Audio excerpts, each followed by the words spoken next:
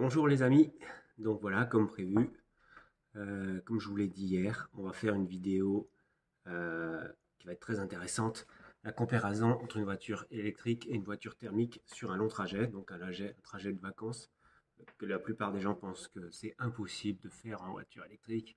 Il faut 2 jours pour faire 800 km. D'ailleurs, je ne sais pas si vous l'avez vu, mais au journal télévisé. Ils ont fait le trajet Paris-Lyon en Zoé en 2013. Ils ont mis plus de 20 heures. Ils sont tombés en panne sur le trajet, ce qui ne m'étonne pas. Et là, ils l'ont refait cette année en 2023 et ils ont mis 9 heures, je crois. Et donc la conclusion était que on est 2 fois plus rapide aujourd'hui qu'il y a 10 ans, mais 9 heures pour faire Paris-Lyon, c'est du délire. C'est du délire. Ça reste double d'une voiture thermique. Donc, dans cette vidéo, alors voilà, vous êtes chez moi pour la première fois. Je vois qu'on commence à être un peu intime. Et bon, voilà, je sais pas où ça va nous mener, hein, je vous dis franchement, hein. Mais bon, on commence à être un peu intime là, voilà. Vous êtes chez moi, je vous ferai visiter une autre fois. Et bon, voilà, il y a petite déco Tesla, McLaren derrière à côté, un peu de bordel parce que je n'avais pas rangé exprès pour vous, faut pas rêver. Et ah oui, et puis j'ai une superbe pièce de collection. C'est la voiture avec laquelle Olivier Panis a gagné le Grand Prix de Formule 1 à Monaco, en Ligier. Donc c'était en 96. Et si vous regardez bien derrière, voilà, vous avez la signature d'Olivier Panis. Euh, Quand je lui ai vendu une voiture, c'était en 2013. Je lui ai vendu une voiture. Enfin bref. Oh punaise. C'est bon, elle n'est pas cassée. Oh punaise. Là, c'était vraiment. Ça fait peur. Donc, donc j'ai fait une vidéo. En fait, j'ai enregistré sur mon ordinateur la réflexion que j'ai eue. Hein. Donc vous verrez l'ensemble de la réflexion. J'ai enregistré sur l'ordinateur. J'ai commenté aussi ce que j'ai fait. C'est un petit peu long. Ça dure 27 minutes. Mais vous verrez, c'est vraiment. Enfin, à mon avis, c'est intéressant, la réflexion que j'ai eue. Donc regardez cette vidéo. Et puis je vous reprends après la vidéo et on en reparle.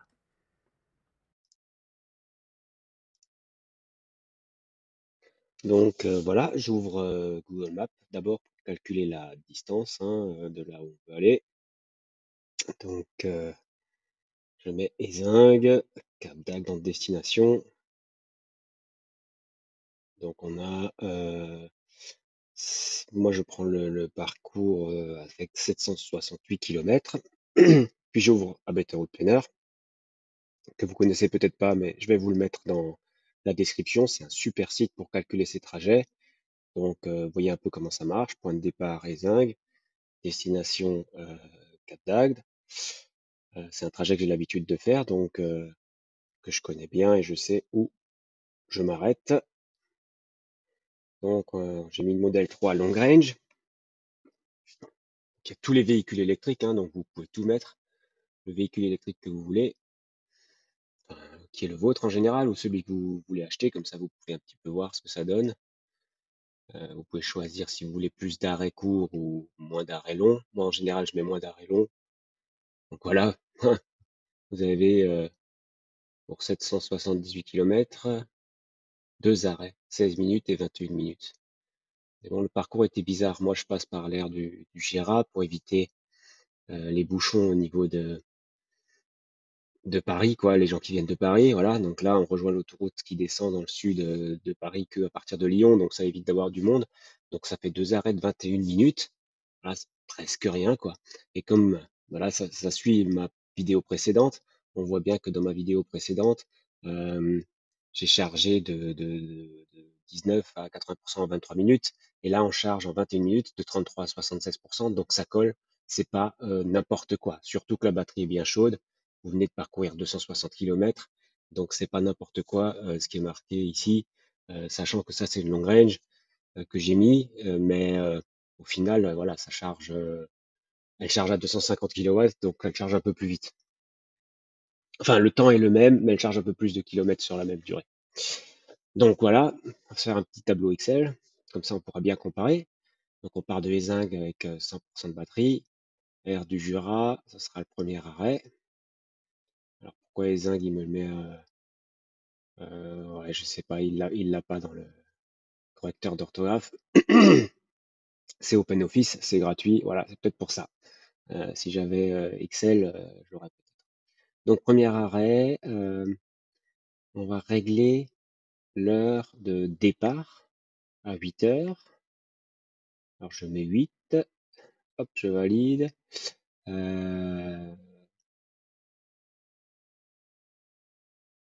Non, c'est pas bon. En fait, là, j'ai réglé l'heure à laquelle j'arrive au premier chargeur. Et il est vraiment bien ce site. On peut vraiment faire plein de choses. Bon, faut le prendre un peu en main. Donc, j'enlève. C'est la ligne en dessous. Départ à 8 heures. Tac, planifier, recalculer. Donc voilà.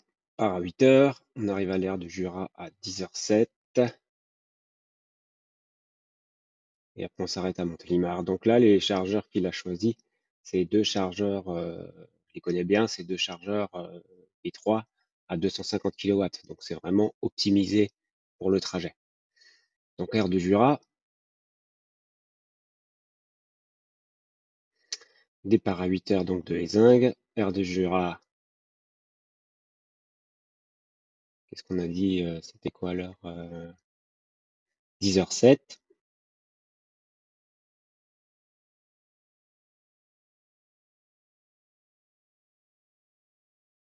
Ah oui, on va regarder combien de kilomètres il y a d'après Google Maps. On va utiliser Google Maps pour les kilomètres plutôt qu'un Planner. Et on utilisera Google Maps aussi tout à l'heure pour l'autre voiture avec laquelle on va comparer. Donc voilà, jusqu'à l'aire du Jura.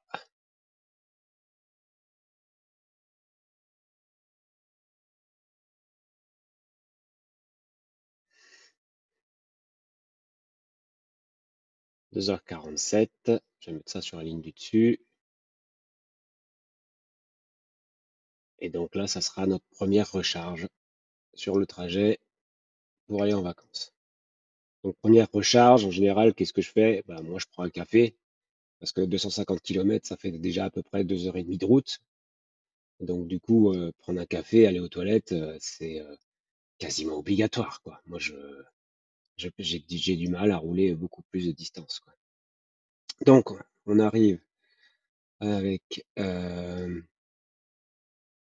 lui, il nous indique 21 minutes de recharge,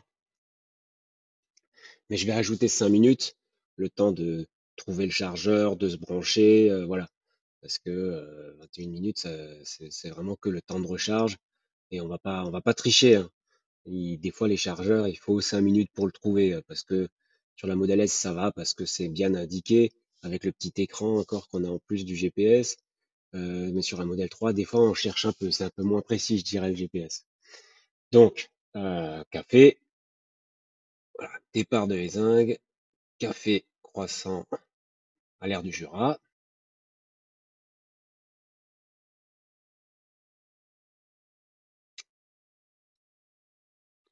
Donc, on arrive à quelle heure? On arrive à 10h47 à l'heure du Jura et 26 minutes en plus. Alors, je suis obligé de poser le calcul. 73, donc ça nous fait 11h13.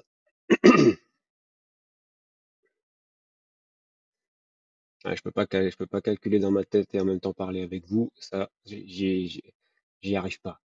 Et donc, maintenant, si on va tracer un tableau, histoire de faire les choses proprement, on va faire un grand tableau, hein, puisque a priori, il faut vraiment beaucoup de temps pour voyager en voiture électrique. Hein, j'efface la bordure, tac, c'est parti.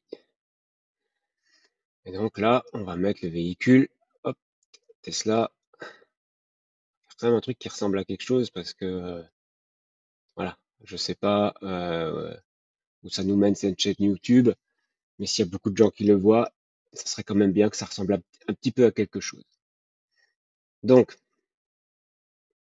on arrive avec 33% de batterie à l'ère du Jura. On recharge 21 minutes, 26 minutes avec le temps de trouver le chargeur. Donc, ça nous fait 76% de batterie. On a très bien vu avec le test que j'ai fait dans la vidéo précédente que c'est réaliste.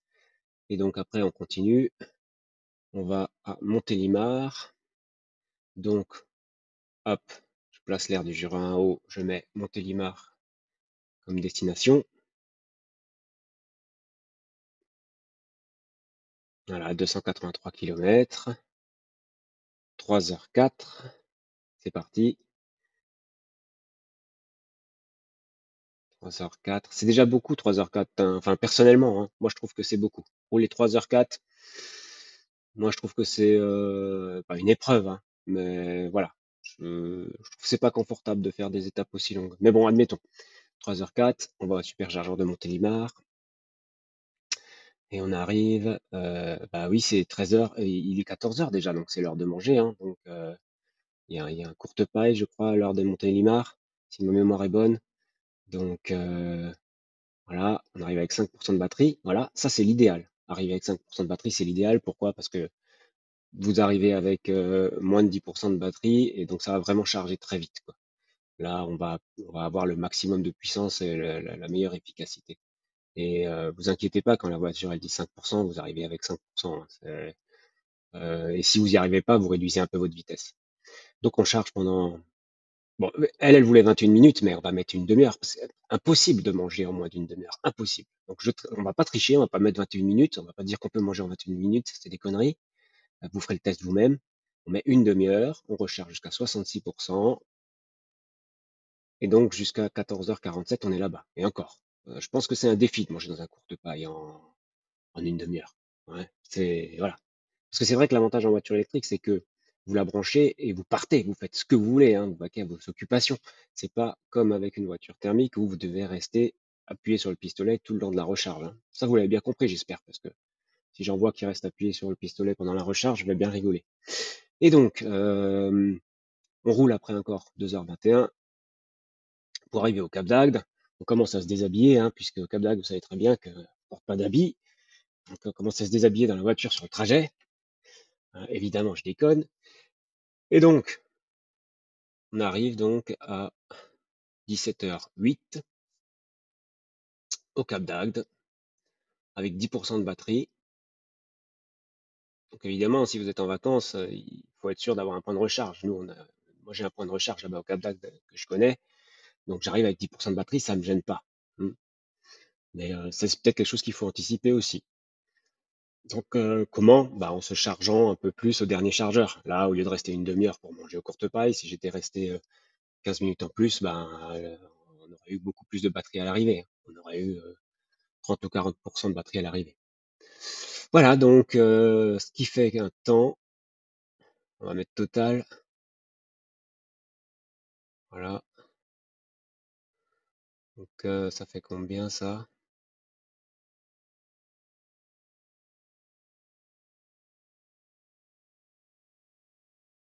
Faut que je calcule. Voilà, 9h08.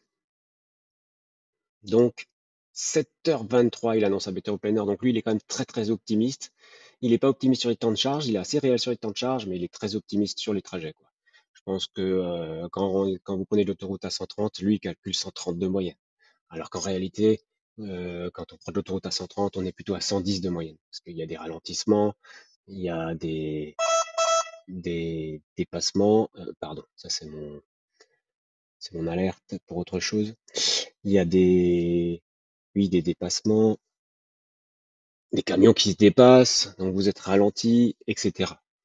Donc là, voilà. Ouais, lui, 17h41 sans les charges. Donc on voit bien que c'est pas que l'autre, c'est pas du tout réaliste, quoi. Un better planner par rapport à la route, aux conditions routières, quoi. Donc maintenant, qu'est-ce qu'on va faire? On va, on va faire. Je me souviens plus ce que j'ai fait à ce moment de la vidéo, puisque j'enregistre le son par la suite. Euh, Donc oui, voilà, tout à fait. On va comparer avec la Mustang. Donc, comme vous l'avez vu sur l'image que j'ai mis en présentation, c'est Mustang contre Tesla. Et pourquoi la Mustang? Parce que l'autre jour, j'ai fait un trajet de 400 km avec la Mustang. Donc je me rends bien compte comment c'est la Mustang, ce qu'elle consomme, etc. Donc voilà, c'est un peu au propre. Donc la Mustang, bon, pareil, on part à 8 heures. Voilà, par des zingues, on va faire exactement le même trajet. Enfin, pas exactement, puisqu'on ne s'arrêtera pas au superchargeur. Donc il y aura des détours en moins, on va dire.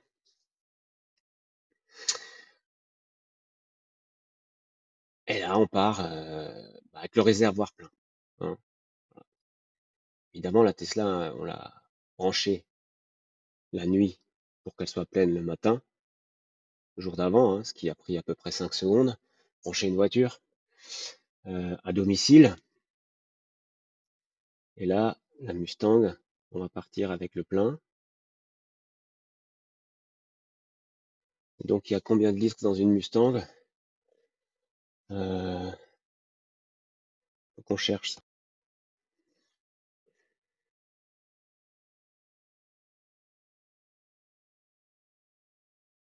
La taille réservoir Mustang 2015, 2020, allez 2020, tac, 60 litres. Parfait.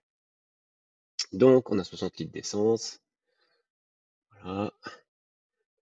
Moi, j'ai consommé 12 litres. Hein, faut pas oublier que c'est un V8, un gros moteur. J'ai consommé 12 litres. Et ce qui nous fait à peu près 500 km d'autonomie. Donc évidemment, c'est comme une voiture électrique. C'est pas parce qu'elle a 400 km d'autonomie qu'on va faire une étape de 400 km. Donc on va se garder 10% de marge et on va faire le plein à 450 km, hein, à peu près. Donc ça veut dire que là on a 60 litres. Ah ouais non, ça, je peux pas mettre litres. Le truc allez, on va mettre 100%, on s'en fout. De toute façon, ça n'a pas d'importance, pas vraiment. Donc départ 8 heures. Et donc là, ce qu'il faut qu'on trouve, ben, c'est une station d'essence à peu près à 450 km. Donc pour optimiser aussi, hein, finalement le trajet. Donc on va partir. Pardon. Donc on part toujours des Ingues. Et donc 450 km, ça doit être un petit peu après Lyon, quoi. Donc, on va essayer de se trouver une station-service un peu après Lyon. Ouais, Lyon, c'est 413 km. Donc un tout petit peu après Lyon, c'est nickel. Donc là, on a quoi? On va mettre la vue. Déjà, on va mettre l'autoroute pour pas faire de détour. Donc on va regarder. Voilà. Là, on est sur l'autoroute pour aller au Cap d'Agde. Et on va prendre la station. Ce que je vais faire pour en trouver une, je vais mettre faut que je mette le Street View parce que. Non, pas le Street View, la vue satellite, parce que sinon ça va pas le faire. La vue satellite, ça va être facile.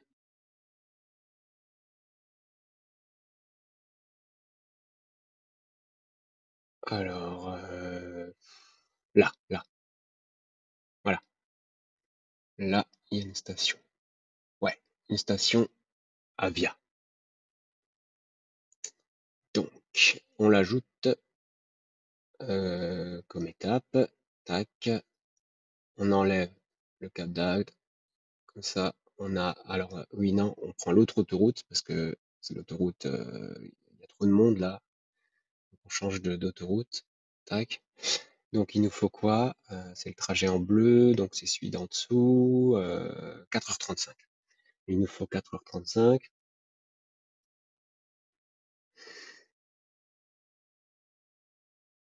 Donc, ça nous fait 4h35 plus 8h, 12h35. Facile. Donc, aire du Jura, non, pas aire du Jura, station Lyon, station essence. Là, on a quoi? Il nous reste 10% de 60 litres, il nous reste 6 litres, mais ouais, c'est 1%, donc bon, allez, on s'en fout. On passe pas 6 parce que c'est pas des litres, on va mettre 10%. Voilà. Là, il est 12h35, on fait le plein d'essence. Ok. Bon, après, on continue. Plein d'essence, ça prend combien de temps? Alors, plein d'essence, moi j'ai testé en courant. Et donc, en courant, donc j'ai fait le plein, je suis allé payer, donc dans la station. Mais après, il faut pas oublier qu'on roule depuis 4h30 là, hein. Donc, on a fait quasiment 450 kilomètres. Donc, forcément, on va faire pipi, on va se laver les mains. À la caisse, il y a de fortes chances qu'il y ait un mec qui est en train de choisir un paquet de chewing-gum, qui hésite entre trois goûts différents. Un autre derrière, avec une gamine en train d'acheter un Kinder. Et au final, vous devez aussi attendre pour payer à la caisse. C'est très rare, surtout lors des grands départs, que les stations vous payez directement par carte. Les pistolets vous payez directement par carte sont ouverts. En général, ils sont fermés quand il y a beaucoup de monde. Parce que je ne sais pas pourquoi, question de sécurité sûrement. Et donc vous vous retrouvez à payer à la caisse. Donc voilà, il faut compter minimum, j'ai chronométré, hein. Il faut compter minimum 14 minutes. Que les gens qui me croient pas chronomètrent. Sur un long trajet, je parle pas de le soir quand je rentre du travail, quand vous rentrez du travail. Je parle sur un long trajet, il faut minimum 14 minutes. Donc j'ai mis 14 minutes, donc ça nous fait 12h49. On repart avec le plein à 100%. Puis après, il nous reste, pour arriver au Cap d'Agde, 3h29. Donc ça fait 3h29, ça fait 16h.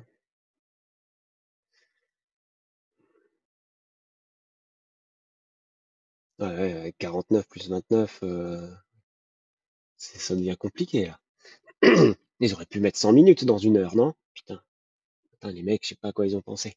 Bon, 16 heures, en réalité, ouais, et je sais à quoi ils ont pensé.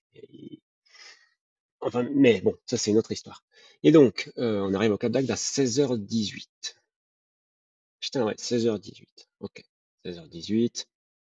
Il nous reste quoi? À peu près 30% d'essence, puisque on a fait que 350 kilomètres. Et donc, voilà, et on est en vacances. Voilà. Sauf que là, voilà, on fait un total de combien? Tac,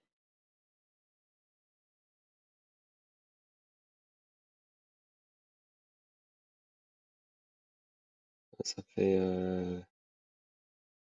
8h16. Voilà, 8h16. Ok.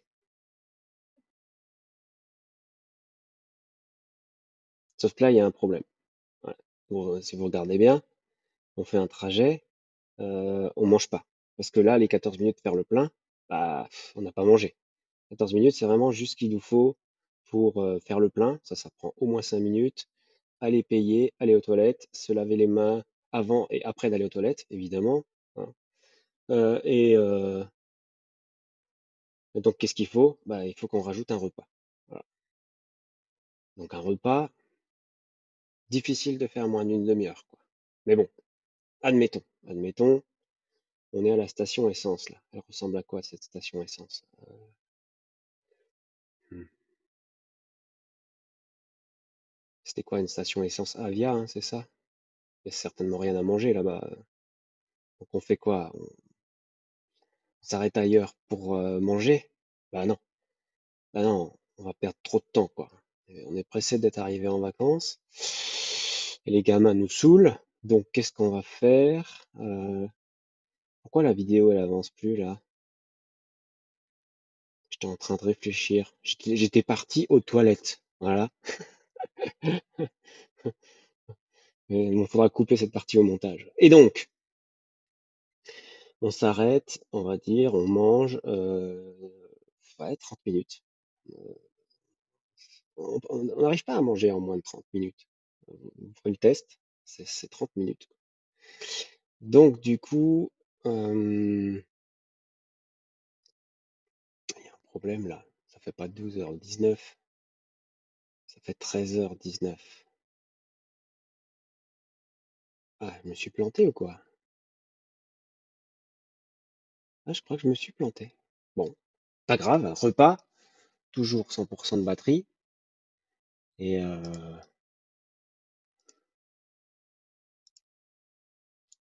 peu importe, même si je me suis trompé dans le tableau, c'est pas très grave. Donc, ces stations, on va regarder à quoi ça ressemble. Est-ce qu'on peut vraiment manger sur place? Voilà. Station Avia. Tac. Déjà, station Avia, il y a marqué Total sur le truc, quoi. Super. Alors, le Street View est pas à jour. euh, ou alors c'est Google qui s'est planté. Donc on va poser le bonhomme là, paf, à quoi ça ressemble? Ouais, bah ouais, là on peut manger brioche dorée, truc, ça va pas être fantastique, mais voilà. Disons qu'on est pressé d'arriver en vacances, qu'on va pas faire une pause dans un vrai restaurant.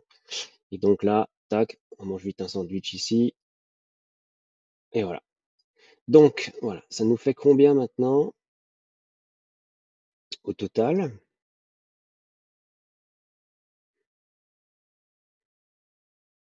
Et après, faut arrêter hein, de me dire que les gens en voiture thermique, ils font le trajet sans s'arrêter, sans manger et sans pisser.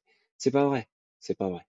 C'est les stations essence et les trucs pour se restaurer qui sont sur l'autoroute, ils sont blindés. Moi, quand je m'arrête, c'est blindé. C'est blindé de voitures thermiques. Il y a plus de place pour se garer.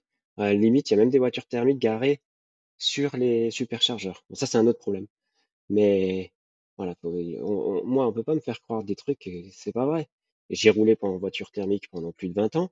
Je, je sais qu'on s'arrête. Surtout si on a... Encore, à la limite, on est tout seul et tout. Bon, admettons. Mais voilà. Maintenant, il manque un autre truc dans ce tableau, hein. Donc là, on est à 8h48 maintenant. Maintenant, il manque encore un autre truc dans ce tableau et que les gens ne pensent pas. euh, c'est que ici, la Mustang, bah, elle n'a pas chargé la nuit tranquillement pendant qu'on dormait. Voilà, ça s'est pas fait tout seul. Il a fallu faire le plein à un moment. Donc, qu'est-ce qui s'est passé vendredi soir, en rentrant du boulot, comme toutes les personnes qui allaient partir en vacances le samedi, c'est-à-dire le lendemain, journée rouge de départ en vacances, eh ben, en rentrant du boulot, vous allez faire le plein. Donc, vous allez à la station de votre village, si vous en avez une, hein, donc c'est pas loin. Hein, si vous travaillez à domicile, bah, vous êtes obligé de sortir exprès pour ça, mais voilà, en télétravail, mais admettons, et il vous reste 20% d'essence, et vous faites le plein. Et donc, ça vous prend quoi? Ça vous prend, allez, 15 minutes. 15 minutes, ça vous prend, tac, vous faites le plein.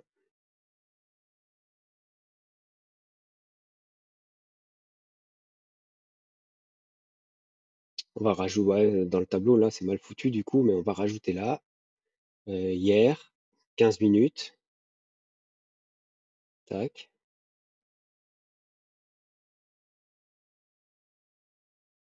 on rajoute 15 minutes à 8h48, et on obtient, suspense, allez, vas-y. 9h03 minutes. 9h03 minutes. Donc le temps total est de 9h03 minutes et de 9h08 minutes en thermique. Il y a donc une différence de 5 minutes. Et encore, là on est sur 5 minutes, mais il y a encore des choses qu'on pourrait prendre en compte. Moi, quand je m'arrête, par exemple, j'ai fait 2 arrêts. Donc quand je m'arrête, il y a de fortes chances que j'ai des emails auxquels je dois répondre, des SMS auxquels je dois répondre. Et tout ça, en voiture thermique, sur le trajet là, si vous regardez bien, bah, j'ai pas eu le temps de le faire. Voilà. Peut-être pendant le repas, si je suis tout seul, et si vous êtes en famille, vous n'allez pas prendre votre téléphone et enfin, faites ce que vous voulez, hein. C'est une question de savoir-vivre.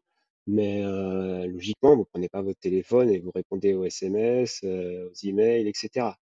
Donc, alors que quand vous chargez, bon, et souvent il arrive qu'il reste 5 minutes de temps après avoir pris le café, vous vous posez dans la voiture, chacun dans la voiture, et là, effectivement, vous consultez vos SMS, vos emails, vous y répondez, vous passez beaucoup de fils, et donc souvent ce qui se passe, et c'est d'ailleurs ce que m'a dit l'ancien président du club Tesla, lui il est commercial, et donc quand il fait des pauses pour des recharges, il, il travaille sur son ordinateur. Et ça, c'est du travail en moins qu'il aura à faire chez lui plus tard. Donc, c'est aussi quelque part du temps gagné. Donc, admettons que vous mettez seulement 5 minutes une fois que vous êtes à l'arrêt. Donc, vous avez fait le trajet en voiture thermique et donc, quand vous arrivez, vous mettez 5 minutes à répondre à vos SMS et vos emails et alors, on est exactement sur la même durée. Donc, voilà. Donc, maintenant, moi, je trouve qu'il y a vraiment une différence très faible, une différence d'argent énorme, ça c'est clair. Avec une Mustang, je peux vous dire qu'il y a une Mustang V8, il y a une différence de coût qui est énorme, hein. Après, il n'y a pas que l'argent que dans la vie, on est d'accord. Il y a des gens qui en ont et ça leur pose pas de problème de dépenser de l'argent pour rien. Mais voilà, moi je pense que c'est quand même mieux en voiture électrique et la différence est très très faible, quoi. Et surtout qu'une Mustang, faut pas oublier, c'est 60 000 euros de malus.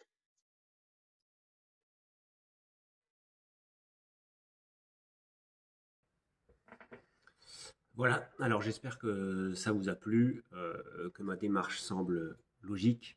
Alors évidemment, il y a toujours des cas particuliers. Il y a des gens qui ont des voitures électriques qui ne peuvent pas charger chez soi, donc ils sont aussi obligés d'aller la recharger ailleurs avant de partir en vacances, le soir d'avant ou le matin tout de suite en partant. Évidemment, il y a des gens qui ont des véhicules qui ont 1000 km d'autonomie, mais souvent, ce pas des véhicules avec lesquels on a du plaisir, comme c'est le cas avec une Mustang ou comme c'est le cas avec une Tesla. Donc, c'est pas comparable à mon avis. Euh, on a aussi des personnes qui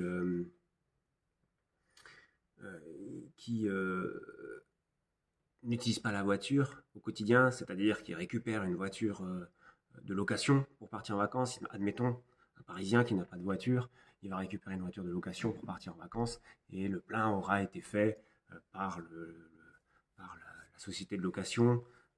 Voilà, et donc du coup, il n'a pas besoin de faire le plein et ce que je dis fonctionne pas. Enfin bref, il y a toujours des cas particuliers. Quelqu'un me l'a fait remarquer dans la vidéo précédente. J'ai pas bien compris son commentaire, mais je pense qu'il voulait dire que mon cas n'est pas une généralité. Et c'est vrai, mon cas n'est pas une généralité. Mais voilà, je pense quand même que je représente un peu le fonctionnement ou la manière de faire de la plupart des Français, puisque tout le monde n'habite pas Paris en France, hein, on habite aussi dans les campagnes, donc propriétaire d'une maison ou au minimum propriétaire d'un garage dans lequel il y a une prise de courant. Je pense que ce schéma fonctionne pour toutes les personnes qui sont dans ce cas-là. Et donc, entre-temps, je suis allé voir le site de Ford quand même pour me renseigner un peu sur le Mustang. Donc, effectivement, la consommation WLTP, c'est entre 11 et 12. Donc, pour une fois, la consommation WLTP, c'est très proche de la réalité, plus que pour les voitures électriques, il faut le dire. Le rejet de CO2 est entre 256 et 284 grammes, ce qui fait qu'il faut payer le malus de 60 000 euros. Et la voiture coûte 58 400 euros hors option. Donc, une fois que vous avez ajouté 2-3 options, et puis que vous avez que vous avez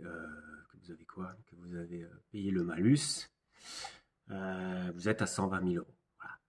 Le prix d'une Model S plaide. Et si on compare à une Model S plaide, je peux vous dire, on fait un trajet beaucoup plus rapide. Pas parce qu'on va rouler plus vite, puisqu'on n'a pas le droit, mais parce qu'elle a plus d'autonomie encore qu'une Model 3 à grande autonomie. Et qu'elle charge aussi très très rapidement, hein. Maintenant, j'en ai eu une pendant un an, c'est incroyable. Incroyable. Elle a tellement d'autonomie qu'à un moment, vous en avez marre de rouler. Voilà, c'est clair. Voilà. Donc voilà, 120 000 euros, donc, ou une Mustang V8 neuve, ou alors, bon, ben, qu'est-ce que vous pouvez acheter voilà, 3 modèles 3, 2 modèles Y Performance, ou alors, pourquoi pas, une Tesla Model 3 standard, hein, à 38 000. Il vous reste encore 80 000 pour une belle voiture de collection. 80 000, c'est le prix d'une DeLorean. Une belle DeLorean. Bon, à ce prix-là, vous n'aurez pas une time machine, donc pas une réplique du film, mais vous aurez une belle machine quand même à 80 000 euros, sachant que ça fait que prendre de la valeur, alors que votre Mustang, elle va que en perdre. Enfin bref, c'est pas qu'une question d'argent, comme je le dis toujours, mais c'est intéressant quand même. Donc il faut quand même pas gaspiller, quoi. Voilà, c'est tout, c'est ce que je voulais dire. Voilà, j'espère que la vidéo vous a plu. Et puis, dites-moi en commentaire ce que vous voulez que je vous fasse comme vidéo, parce que moi, voilà, j'ai pas d'idée vraiment. Donc, moi, je vous fais ce que vous voulez, vous me dites, enfin, ce que vous voulez. Voilà. Après, il faut rester raisonnable, hein, on est d'accord. Et donc, vous me dites ce que vous voulez, je vous le fais en vidéo, si je peux le faire, évidemment. Euh, et, euh, et puis, je vous mets ça sur YouTube, quoi. Voilà, merci, à bientôt, ciao.